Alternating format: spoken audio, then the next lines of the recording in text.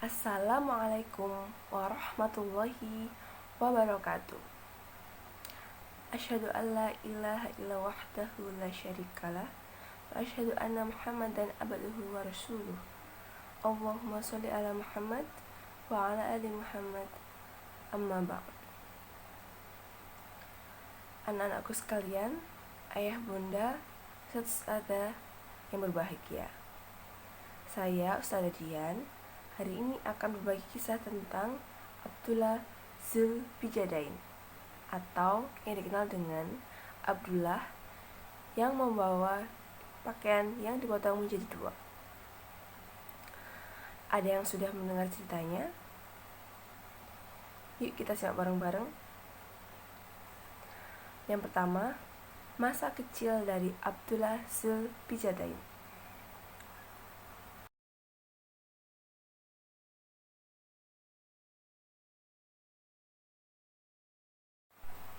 Di sebuah daerah pegunungan di dekat kota Yasrib, tepatnya di dekat Gunung Warqah, lahirlah seorang anak yang diberi nama Abdul Uzza bin Abdul Naham al-Muzani, atau dia adalah nama kecil dari Abdullah Zulbijadain.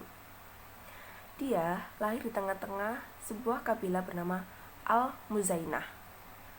Pada saat itu, Abdullah Zulbijadain kecil lahir dari sepasang orang tua yang sangat miskin dan serba kekurangan.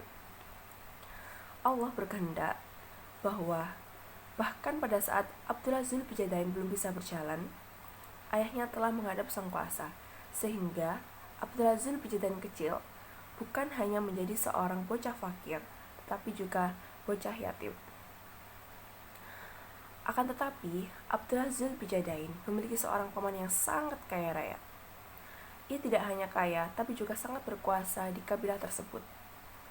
Dan sang paman tidak memiliki seorang putra yang mampu menyenangkan hatinya dan juga mewarisi seluruh kekayaannya. Sehingga Abdullah Zulbijadain kecil tumbuh dalam asuhan kasih sayang pamannya yang berlimpah harta.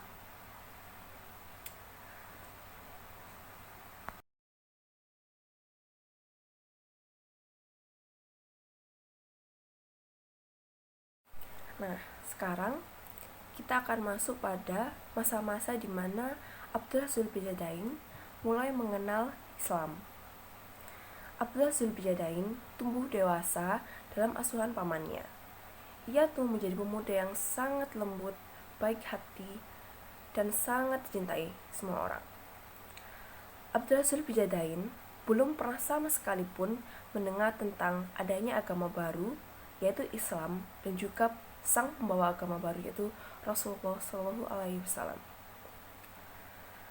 Akan tetapi, suatu ketika di kota Yasrib terdapat euforia yang sangat luar biasa karena Rasulullah pada saat itu sedang melakukan hijrah menuju kota Madinah.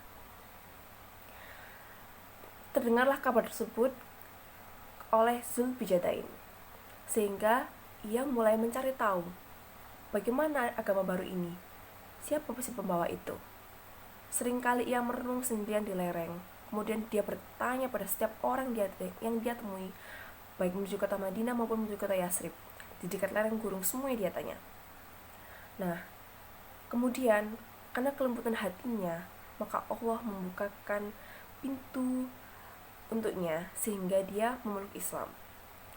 Dan pada saat itu, dia memeluk Islam padahal dia sama sekali belum pernah menjumpai Rasulullah. Ketika awal dia memeluk Islam, dia sama sekali tidak menunjukkan kepada kaumnya maupun kepada pamannya. Dia memeluk Islam secara sembunyi-sembunyi. Seringkali ia turun ke lembah, ke lereng untuk beribadah, berdoa kepada Allah agar dibukakan pintu hati pamannya sehingga pamannya bisa memeluk Islam dan mereka bisa menemui Rasulullah.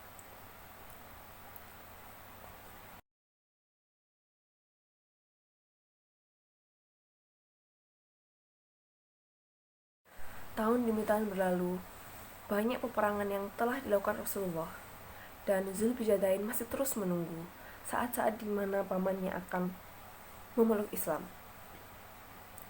Hingga suatu ketika di mana dia dia sudah tidak sanggup lagi untuk menahan kerinduannya kepada baginda Rasulullah dan habis kesabarannya untuk menunggu pamannya, maka dia dengan penuh tekad menemui pamannya. Berkatalah Zulbijadain kepada pamannya, "Wahai paman, jika engkau berkenan masuk Islam, maka kegembiraan itu adalah untukmu dan juga untukku. Akan tetapi, jika kau tidak berkenan masuk Islam, maka izinkanlah aku menunjukkan keislamanku pada semua orang." Ketika mendengar Zulbijadain berkata seperti itu, maka murkalah sang paman. Sang paman mengancam akan mengambil semua harta, semua yang telah dia berikan kepada Zulbijadain jika Zulbijadain masuk Islam dan tetap mempertahankan agamanya tersebut. Tapi Zulbijadain tetap teguh pada pendiriannya, sehingga diambillah oleh pamannya semua yang telah diberikan kepada Zulbijadain, dan hanya menyisakan lembar pakaian yang digunakan Zulbijadain.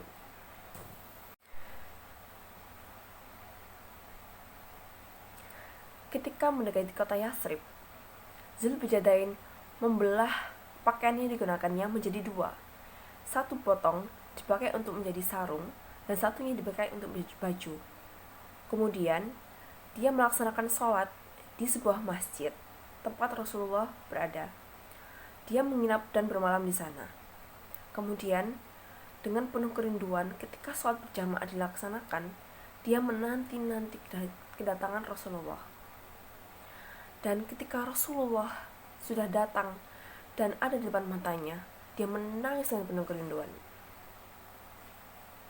Ketika sholat berjamaah selesai, seperti biasa, Rasulullah menatap satu persatu jemaahnya.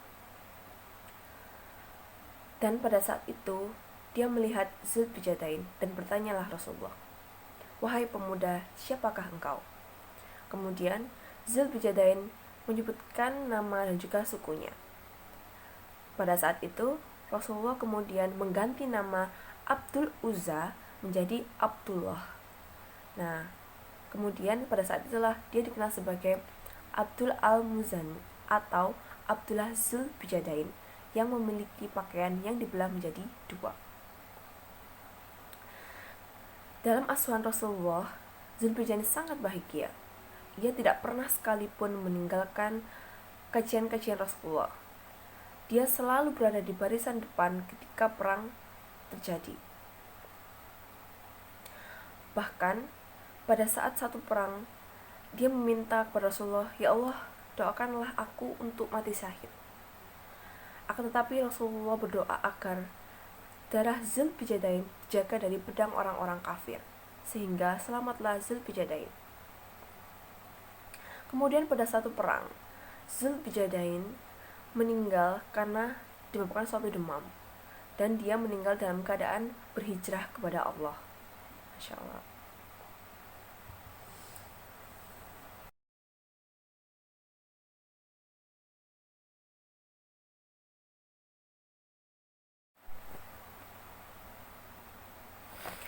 Zulbijadain dimakamkan oleh sahabat-sahabat dan juga Rasulullah sendiri. Bahkan Rasulullah ikut turun ke dalam liang lahat untuk mengantarkan secara langsung kepergian Abdullah Zulbijadain. Abdullah Zulbijadain meninggal dalam keadaan berhijrah, dan itu adalah sebuah kebahagiaan untuknya. Anak-anakku sekalian, Ustadz Ustadzah dan ayah bunda yang berbahagia, demikianlah sepenggal kisah dari sahabat Rasul Abdullah Zulbijadain yang sangat mencintai Allah dan Rasulnya, mencintai agamanya, dan tidak buta dengan silau dunia. Semoga kisah tersebut menjadi manfaat untuk kita semua. Terima kasih. Assalamualaikum warahmatullahi wabarakatuh.